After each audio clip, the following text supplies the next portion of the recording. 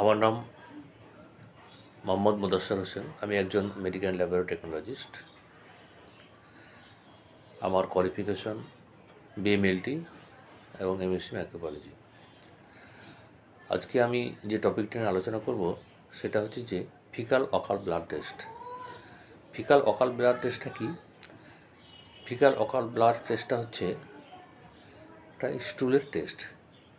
যে স্টুলের মধ্যে ব্লাড রয়েছে কিনা সেটা এই টেস্টের মাধ্যমে আমরা কনফার্ম করতে পারি বা জানতে পারি। কীভাবে করি?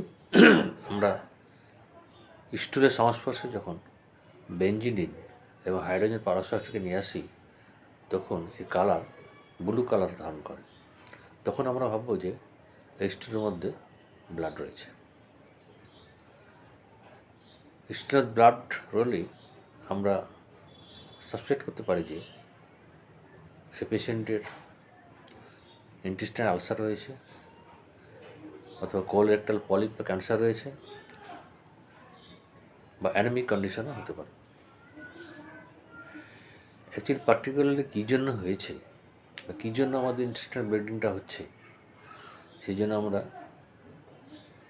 কনফার্ম করার জন্য এন্ডোস্কোপি বা কোলোনোস্কোপি ডাক্তারবাবুরা তাদের করতে বলে।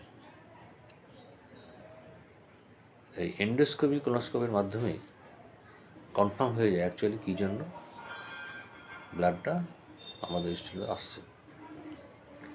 তাই যে সমস্ত পেশেন্টদের এই স্টুল ব্লাড রয়েছে তাদের আমি অনুরোধ করব যে আপনারা অবশ্যই একজন অভিজ্ঞ গ্যাস্ট্রোএন্টারোলজিস্টের পরামর্শ নিয়ে আপনারা তার চিকিৎসায় থাকবেন।